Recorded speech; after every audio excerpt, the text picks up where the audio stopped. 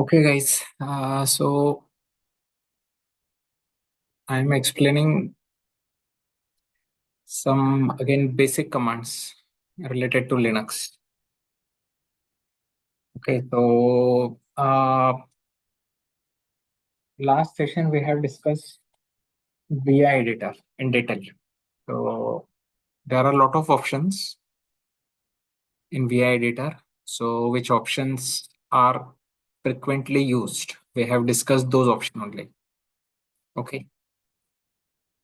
So today we discuss very simple command in Linux, that is cat. So what happens whenever you do some changes in your file, and if you want to verify those changes, we can use cat.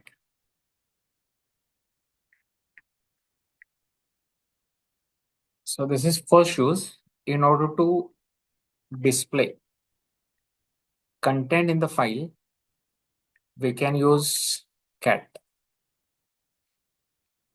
And second one is in order to concatenate the content of files, we use cat. Okay. So first use is to display content of the file, and second one is concatenate the content. We discuss display. Now let me go to terminal. I have already opened terminal and log into the server with the help of putty. So here we have one files, okay, which we discussed in the previous session. So see, we have a default file in a root directory. In root directory, we have etc. In etc, there is one file ssh. Okay, actually not file, it is directory. So etc, we have ssh, and in ssh there is one configuration file called as sshd config. Okay, so we want to read this. So simply you can use cat. If you see this, permission is denied because I have logged in as a C2 user, not as a root user. So here I have to use sudo. Okay. So sudo, with the help of sudo, we can give a root user privileges. Okay. So using sudo, you can do anything in Linux. So actually this is admin level permission. Okay. If you hit enter, now see, this is the content of your file.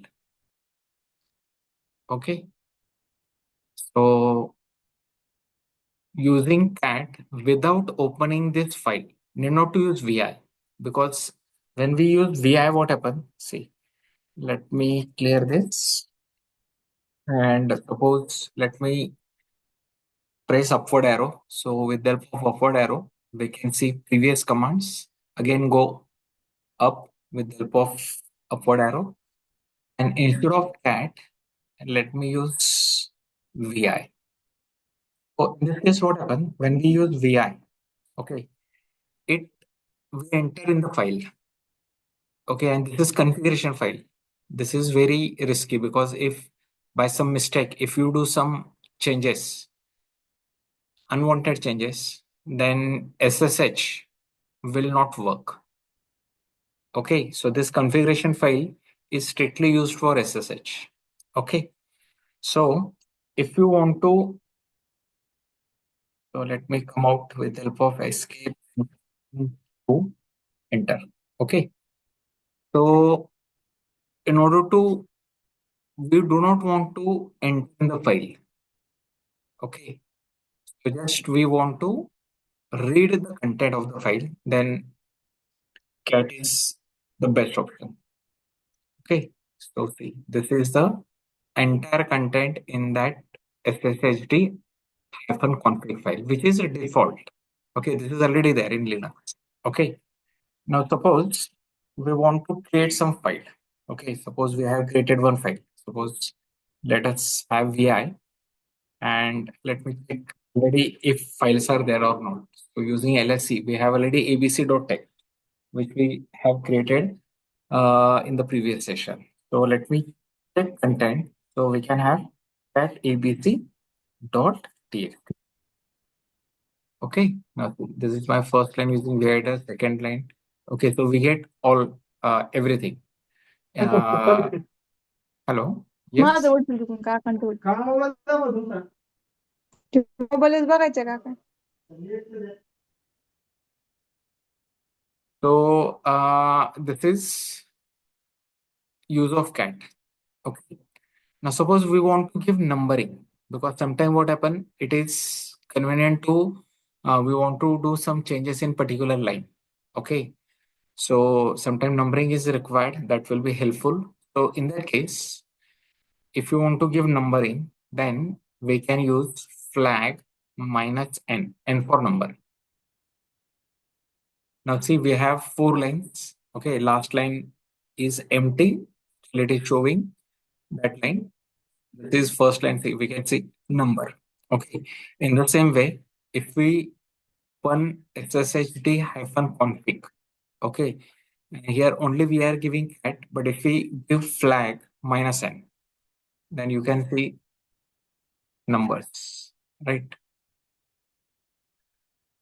So this is use. Then one more option is there. Sometime what happen? Suppose let us uh, edit this file.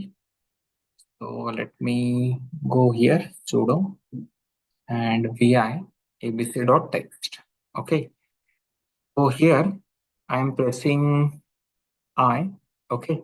So with the help of I, we can able to edit the content in the file. Okay. So let me go down again and suppose say additional content.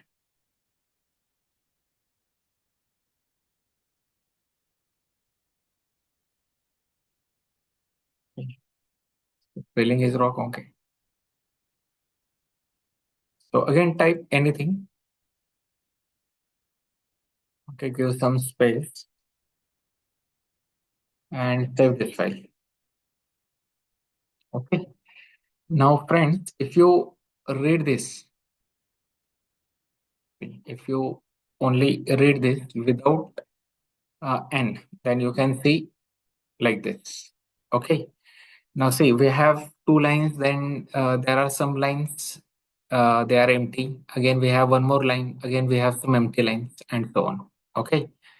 Now, when there is very, very big file, then it is very difficult to read this. Okay.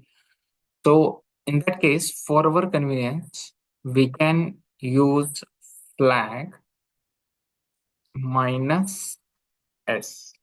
Okay. So if you use minus s, what happens? It shows there is it shows only one empty line. Okay, see, you can see here we have 2 empty lines, here we have 3, here we have 4. But when we use this flag minus s, then see, you can see only one empty line. Okay, in original file there are lot of empty line, but when we use minus n, it reduces all empty line. Okay, and it converts to only one empty line. It shows only one empty line using minus s. Okay, so this is a beneficial command. Okay, now one more thing. Just we discuss flag n in order to show numbers. Okay, you can see 1, 2, 3. Here we have 2 empty lines. Here we have 7, 8, 9, 3. Here we have 4, 5 lines. Okay. Now suppose we do not want to give number to this empty line. Okay. So we want to give numbers to line where content is present. For that, we use hyphen b.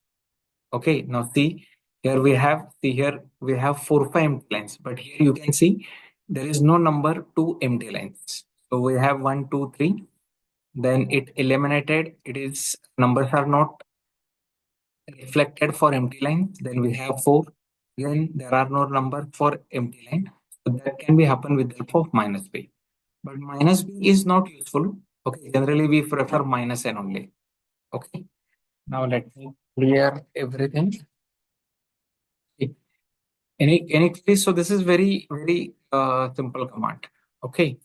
Now apart of this, let me explain you. Okay, so this is all about cat. Okay. Now let me discuss one thing. So there is one concept called as absolute path and a relative path in the Linux. Okay. So for that, let me erase this. Okay. Now, do you know what is a relative path and absolute path? Relative path and absolute path. Yes. यहीं पर का बता रही हूँ Yes. And what is the relative and absolute path? Okay. Now see, when what is absolute path? So absolute path always starts from root directory. Okay. That means suppose we have slash home. Okay, and inside home we have EC2 user. Okay, and in EC2 user we have abc.txt. Okay, and this is called as absolute path. Even we have this slash etc slash ssh slash sshd config. Okay, we already discussed this default configuration file. Okay, for in order to when we study cat and vi. Okay, so this is absolute path. Okay, so what happened? Suppose already we are inside the home directory. Okay, let us say already we are in cd/home. Okay, so let me go to this, and from this, okay, if you give this path, okay, only this path. So suppose you want to read the content, then you can write only cat ec2 dash user dash abc.txt. Okay, is it okay? So this is relative path. Okay, so let me go to terminal again. Now here you can see we have let me go to home directory cd/home. Okay, enter and see the content in the home with the help of ls command. So we have only ec2 dash user. Okay, now here if I want to read, okay, text file, we know in ec2 dash user there is text file. So simply you can write cat, okay, slash, not slash. Okay, for relative path you have to write ec2 dash user, okay, uh, dash abc dot text. Okay, so see, you can read content. Okay, now this is not starting from slash because already in we are in home. In home we have one directory ec2 hyphen user, and in ec2 hyphen user directory we have this file. Okay, so this path is called as a relative path. Okay, so relative path means what? Already we are in home, na? From home, we trace this path. Okay, any doubt? So relative to home, trace ec2 hyphen user directory. Inside this directory, abc.txt. So this is relative path. Okay. Now here I can use sudo. Okay. Then cat. Now see, here now I'm entering relative path. Okay. Now we write slash etc slash ssh. In SSH directory is sshd config. Okay. And if you see, now see. Okay. Any queries? Now let me clear everything. Now see, if we here we do not use slash, okay, then it is showing no such file directory. Why? Because when we do not use slash, that means Linux will search this etc directory in home.